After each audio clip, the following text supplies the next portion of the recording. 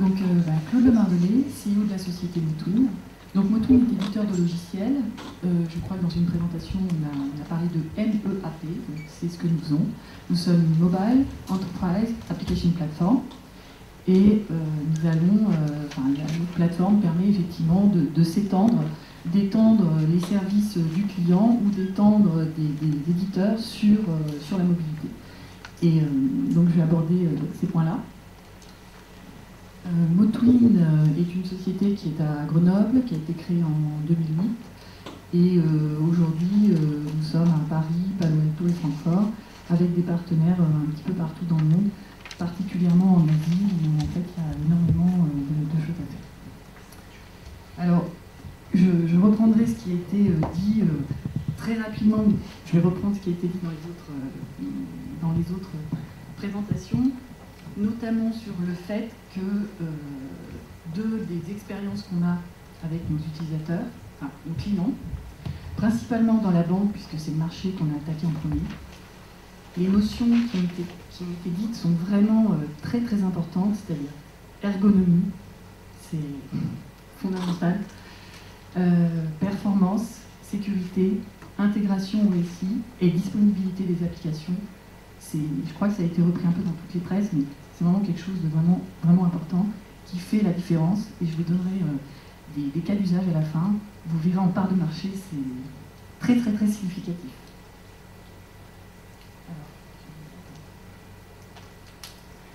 Alors je vais d'abord parler de l'utilisateur, parce qu'en fait, c'est ça la révolution. La révolution qui bouscule tous les grands comptes en ce moment, ça s'appelle la digitalisation. Donc vous trouverez dans toutes les organisations un nouveau Head of Digital qui va se trouver un peu partout à différents niveaux de l'organisation, mais pour les sociétés les plus averties, directement au COMEX. Alors qu'est-ce que la digitalisation? Eh bien, c'est l'impact des nouveaux usages apportés par le mobile sur le système d'information et les exigences qui sont demandées à ce système. Alors la digitalisation, en fait, c'est lié aux nouveaux usages mobiles. Et les nouveaux usages mobiles, on va le voir en 2 slides. Normalement, c'est une présentation qui fait 1h30, que j'ai mis en 15 minutes, donc il va manquer des morceaux, mais j'espère que vous allez comprendre. Le premier principe, c'est que vous avez un utilisateur qui a 2 minutes. Le temps moyen d'usage d'une application mobile, c'est une étude Orange, c'est 2 minutes en moyenne. Ce qui veut dire que par rapport au web, où le temps moyen c'est 14 minutes, il a 7 fois moins de temps, un écran 7 fois plus petit, et pour autant, il veut arriver à son objectif.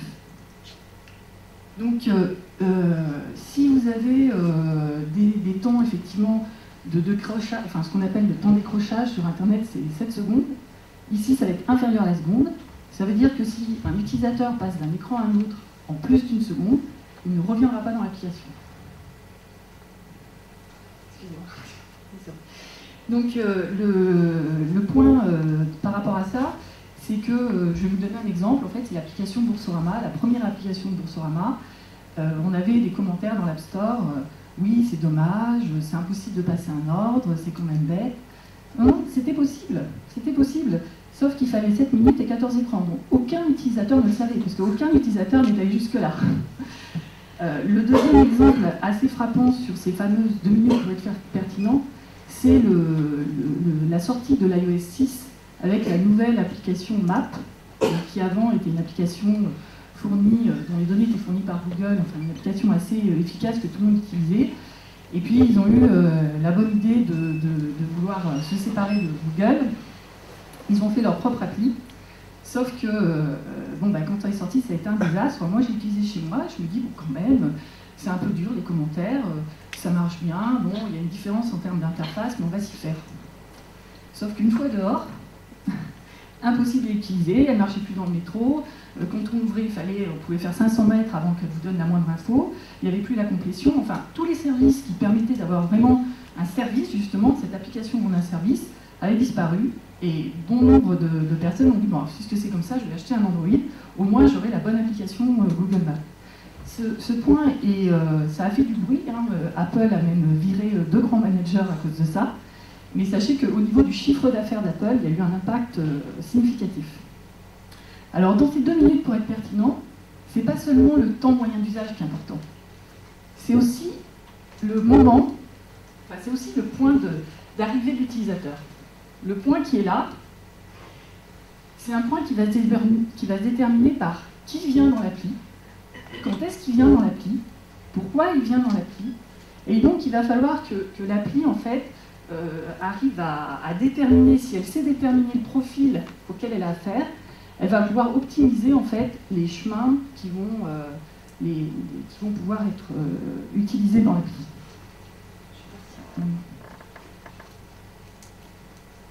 Voilà, alors il y a un point qui est assez important quand on fait une appli, par rapport au fait qu'il faut utiliser, l'utilisation de la méthode agile qui permet d'avoir des scrums, des applications qui vont être sorties très vite. Le go-to-market est très important en mobilité.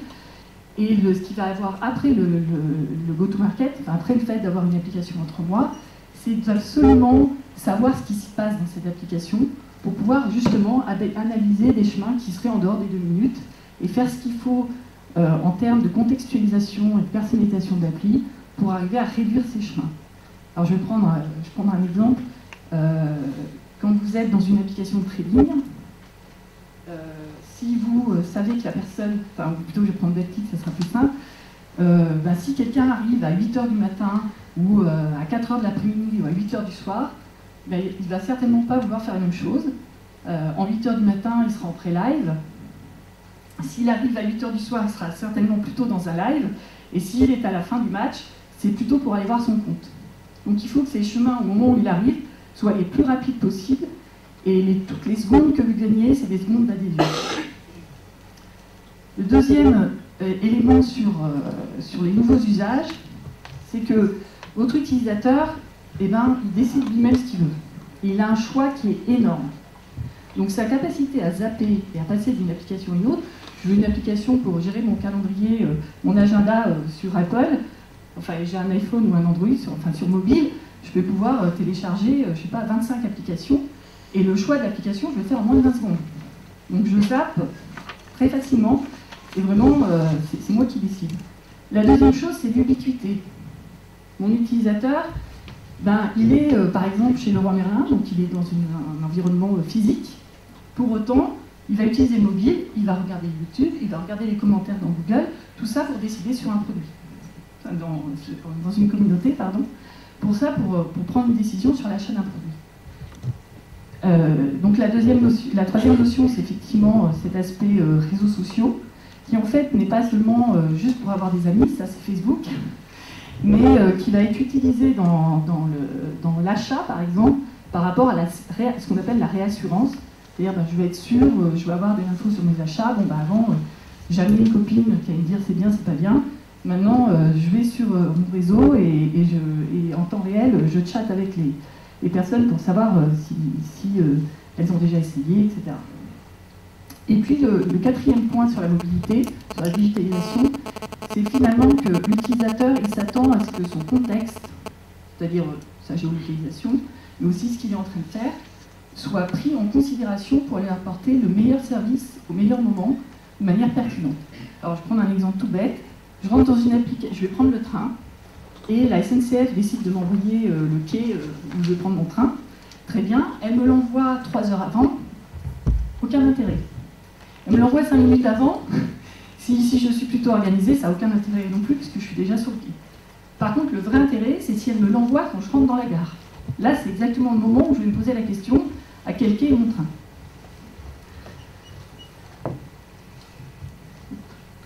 Alors, comme je vous dis, c'est une présentation d'1 heure et demie, en quelques slides pour aller jusque-là.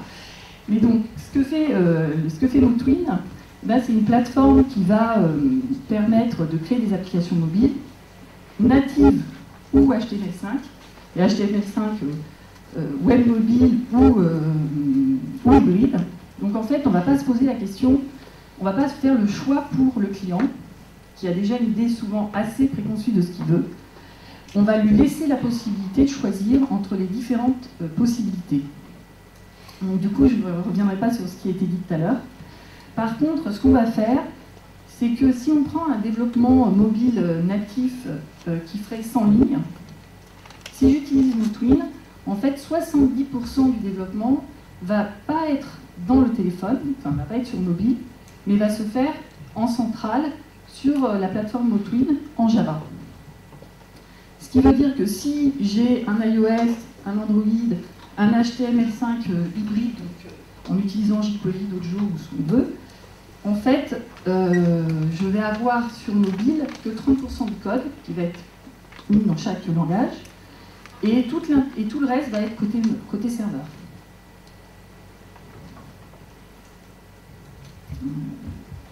Donc, sur ce côté serveur, en fait, on va avoir tout ce qui est intégration SI, mais surtout toute l'intelligence de l'application, la personnalisation de l'application, la synchronisation des données, la sécurité, la gestion de la session, voilà, tout ce qui n'est pas UI en fait, sauf l'interface utilisateur, vraiment la UI, et sur le mobile.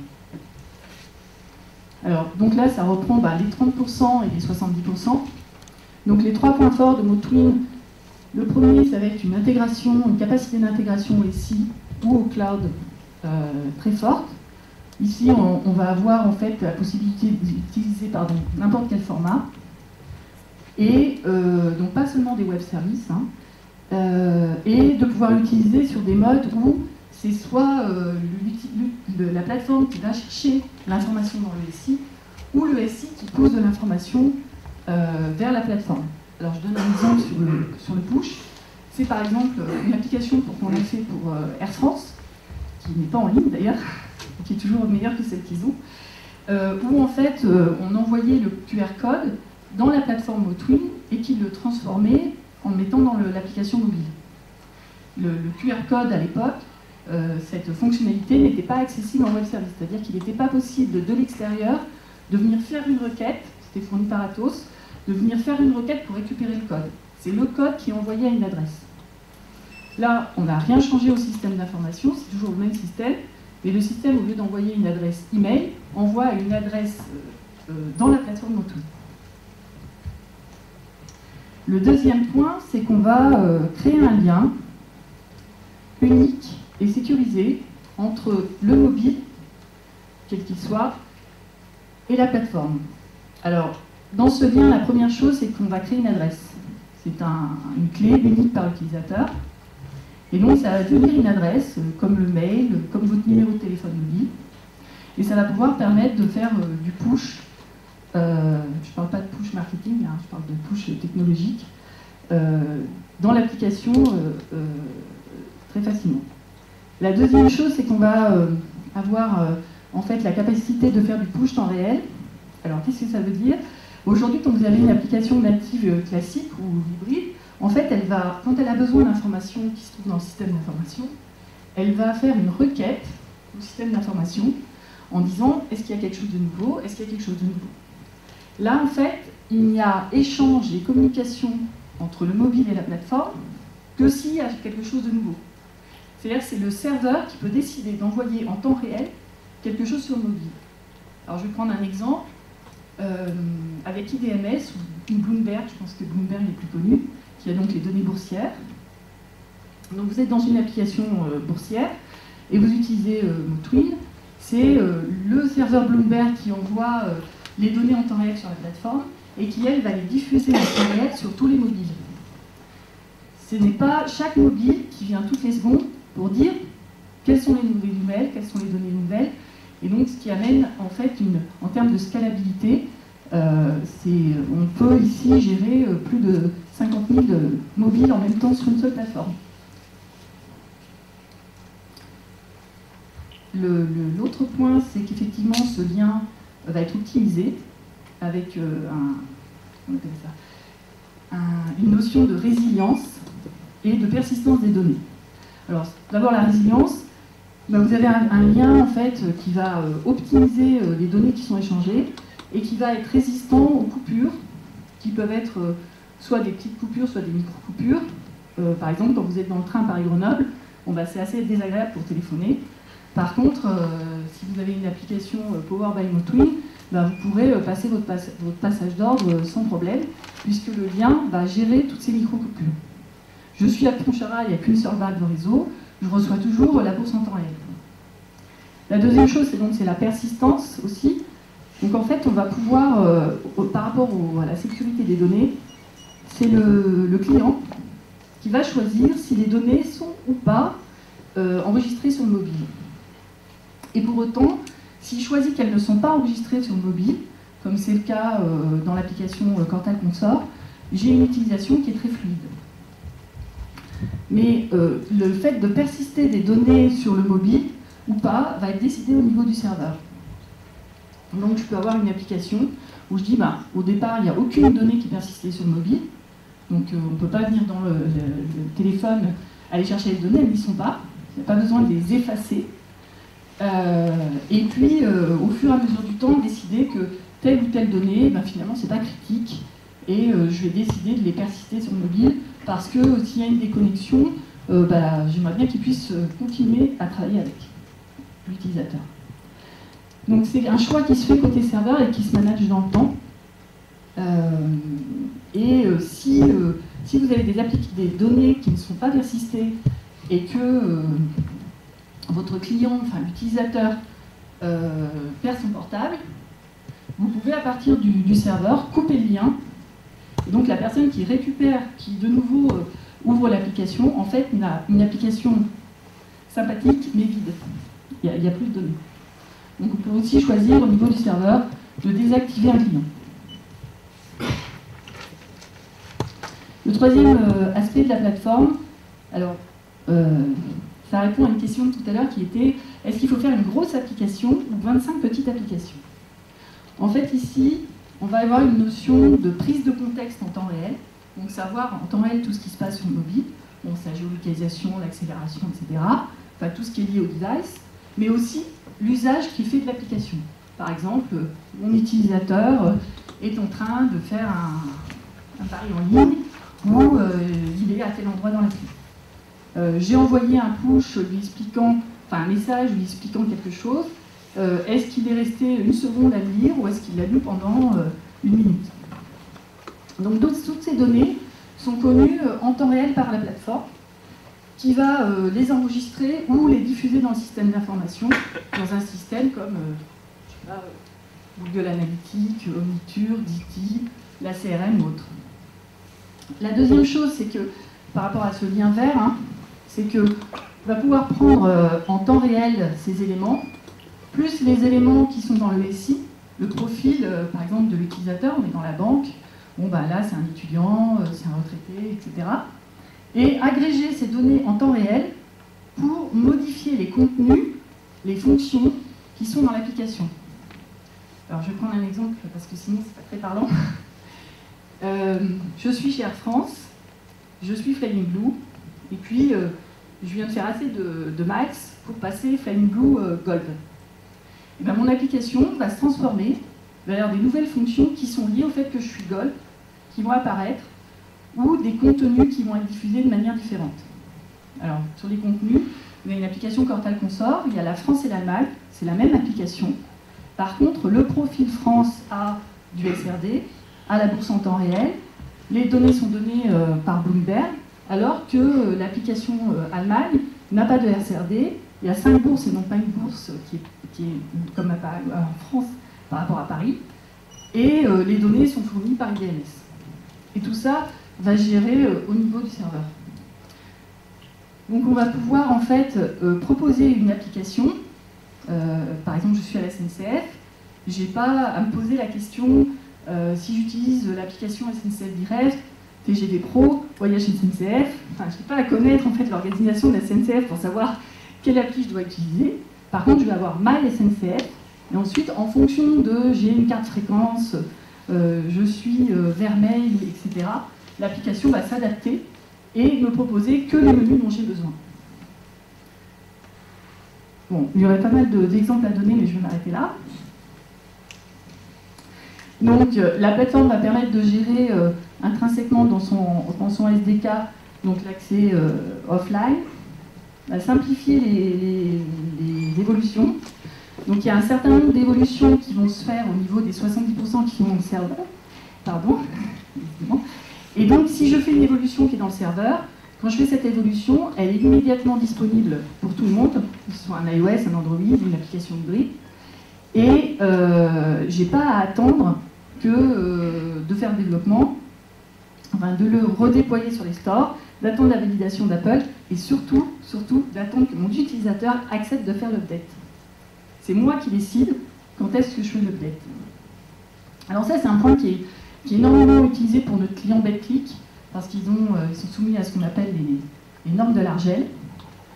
Et dans une année, il y a à peu près 12 modifications de normes. Donc s'ils devaient à chaque fois rééditer une application, sachant que des fois Apple met plus d'un mois à valider, ce ne serait pas possible. Au niveau sécurité, seule la plateforme en fait va dans le SI. Donc on n'a pas besoin d'ouvrir des web services pour les utilisateurs. Et c'est la plateforme qui va décider, enfin, qui identifie en fait les utilisateurs et qui décide des données qui sont envoyées ou pas. Je suis désolée, c'est un peu de voix. Un autre aspect, c'est effectivement le code réutilisé. Je vois plus en bas, c'est pas grave. Donc ici, c'est un petit benchmark qui a été fait. Alors celui-là, c'est pour quand elle consort. Donc c'est un benchmark sur une fonction qui est, je vais dans mon application, je vais voir mon compte et je fais un transfert d'argent. On avait la chance ici d'avoir la même fonction en fait sur de l'internet mobile, c'est écrit web mais c'est de l'internet mobile, en natif, c'est-à-dire une application iOS ici normale, et en natif plus Motwin.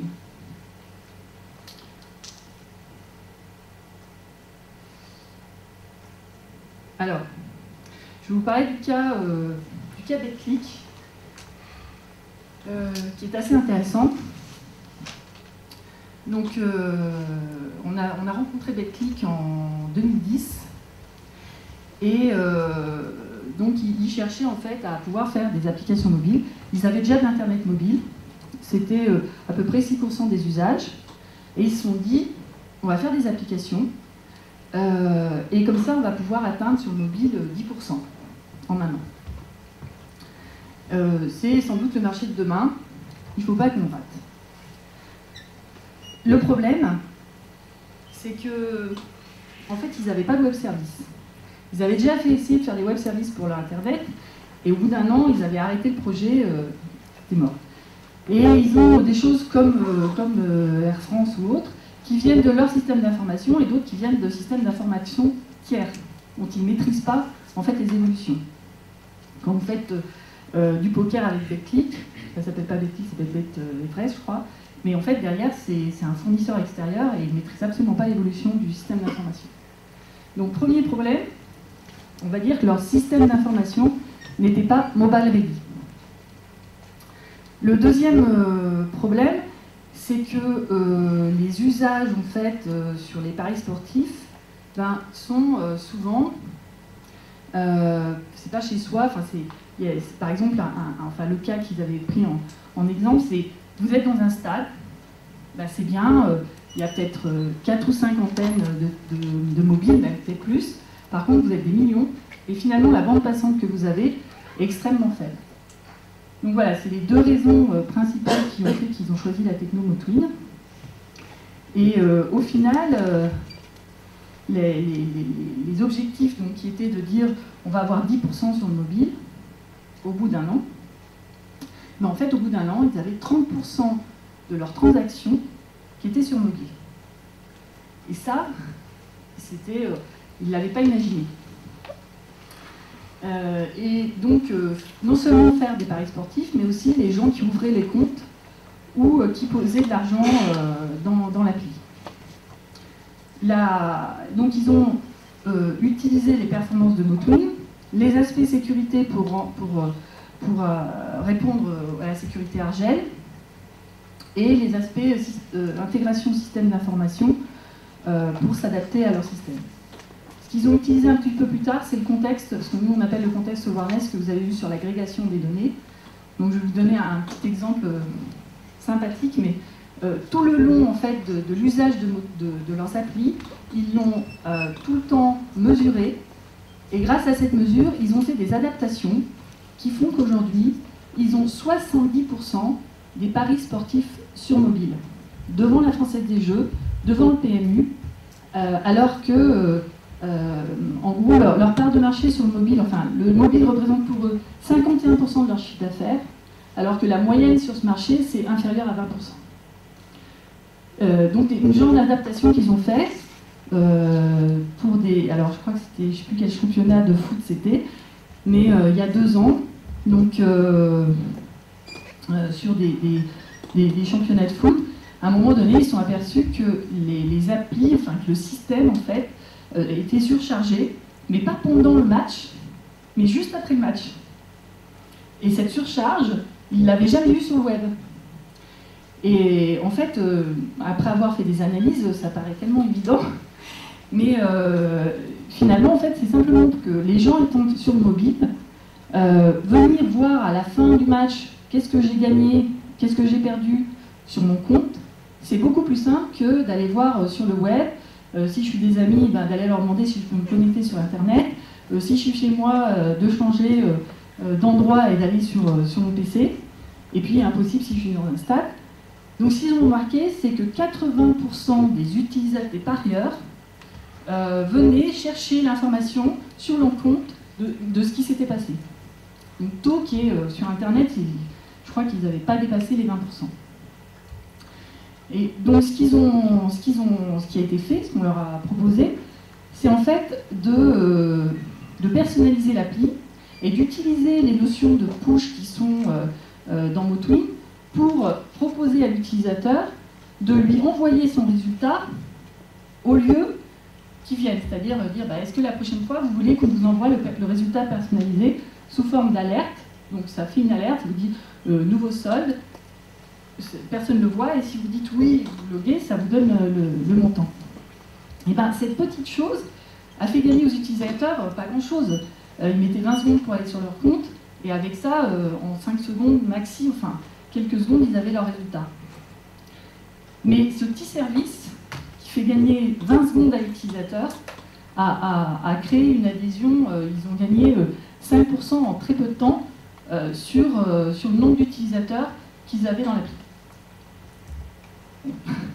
Alors ça peut paraître, enfin, il faut voir le phénomène sur la mobilité, c'est que vraiment les problèmes de performance ont un impact direct sur les usages.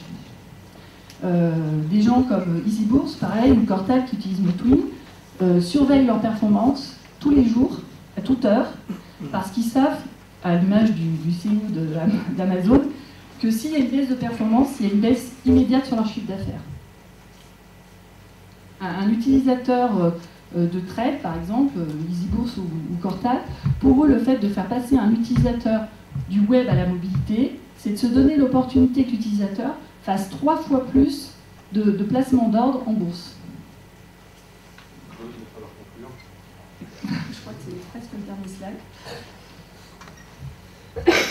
Exact. Donc, il y a quelqu'un qui l'a dit dans sa présentation. Le marché de la mobilité, ça bouge énormément. Faire des choix, en fait, il y a des choses comme Nokia. Pensez que Nokia, aujourd'hui, c'est plus grand-chose. C'était racheté par Microsoft, alors que c'était le leader en 2010. Personne n'aurait cru ça. L'erreur qu'ils ont faite, Nokia, c'est que quand ils ont voulu faire le choix de l'OS, donc ils se sont demandé s'ils allaient prendre Android ou Windows ou autre chose, ou s'ils allaient garder Symbian, bien que là déjà ils avaient une idée qu'ils n'allaient pas le garder. Ils ont fait appel à des conseillers comme l'ancien PDG d'Apple, Jean-Louis Gasquier et d'autres. Et c'est pas Gasquier, c'est bref. Gasquier, merci. Et ils ont fait une petite étude. Le problème, c'est que dans leur étude, ils ont oublié juste un truc, c'est l'utilisateur. Les membres de projet ont été voir le COMEX, ils ont dit bon alors voilà, l'iPhone va sortir, voilà les fonctionnalités de l'iPhone. Et puis nous, vous avez vu le dernier Nokia, voilà les fonctionnalités. Il y avait 10 fois plus de fonctionnalités dans le téléphone Nokia. Donc pas de problème, on va gagner. L'Apple, vraiment, il ne faut pas avoir peur. La problématique, c'est que l'utilisateur, les fonctionnalités c'est bien, mais c'est l'usage qui compte, c'est pouvoir les utiliser et que ça soit simple à utiliser. Et là où Nokia a perdu, c'est qu'ils n'ont pas pris en compte cet aspect ergonomique, simplicité, et effectivement, que sur un iPhone, tout était accessible super simplement. Bon, maintenant, dès que l'iPhone est sorti, dans les 2 années suivantes, tous les téléphones maintenant ressemblent un peu à un iPhone. Mais c'est pas pour rien en fait, c'est vraiment, nous on a commencé en 2008, les applications, c'est des applications Java. Rien que pour télécharger une application, je peux vous dire qu'il fallait s'accrocher, quoi. Donc ça, c'était une des ruptures du mobile, on va dire, quand l'iPhone est arrivé. On voit un certain nombre de ruptures, on a parlé de parts de marché. Alors c'est vrai qu'aujourd'hui, si on prend les parts de marché de Google, enfin de Android, elles sont beaucoup plus fortes que l'Apple. Maintenant, si vous regardez les statistiques d'usage, que ce soit la banque, que ce soit Air France, que ce soit, enfin, quel que soit le client, bien que l'iPhone c'est moins de 20% du marché, c'est aujourd'hui toujours la première plateforme dans les usages d'applications mobiles. Donc c'est pour ça que tous les clients nous demandent toujours de faire l'iPhone en natif au départ.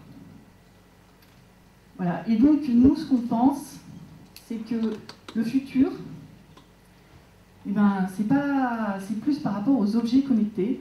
C'est-à-dire qu'aujourd'hui, on pense mobile, application mobile, mais que la révolution qui est en train de naître et qui va s'accélérer, c'est le fait de pouvoir en fait s'interconnecter avec des objets, et donc de pouvoir créer ce que nous on appelle le triptyque, c'est-à-dire non seulement être conscient de ce que fait l'utilisateur, de pouvoir lui offrir des applications qui soient personnalisées, temps réel, disponibles, fluides, rapides, tout ça, mais aussi qui lui permettent d'interagir avec des objets, tout en prenant en considération toutes les informations qui sont sur son profil et sur ses usages et qui appartiennent à son fournisseur de services. Je vais vous donner un exemple sur la charge de la voiture, donc une borne pour charger les voitures. Donc ça, c'est un objet, d'ailleurs c'est celui qui est là, c'est sur cet exemple. En fait, Schneider s'est dit, ben, je ne vais pas mettre un écran sur la borne, puisque tout le monde a son écran, c'est son mobile. Donc autant utiliser le mobile utilisateur. Moi j'aurai un objet beaucoup plus robuste parce qu'il n'aura pas d'écran. Puis ils ont utilisé le NFC pour faire une liaison entre la borne et le mobile, pour s'identifier. Seulement les services c'est quoi? Je charge ma voiture, je ne charge pas ma voiture. Mais finalement, si j'arrive à faire le triptyque entre ma borne, tout ce que Schneider sait sur l'usage de ce client des bornes en général, de sa voiture, de sa consommation, et que je lui propose en fait des services personnalisés, si j'arrive à avoir ces 3 choses en même temps, je vais pouvoir en fait, au moment où il va s'interconnecter avec cet élément, enrichir son application en fonction des usages, de ses usages précédents, et lui proposer des services totalement personnalisés du type, voilà, vous pouvez souscrire tout de suite un abonnement de 10 € de plus qui vous permettra de charger votre voiture 4 fois plus vite. Et si on me le propose au moment où je charge ma voiture, il y a beaucoup plus de chances que je l'achète que si il faut que j'aille sur Internet à un moment donné où j'y pense plus pour l'acheter.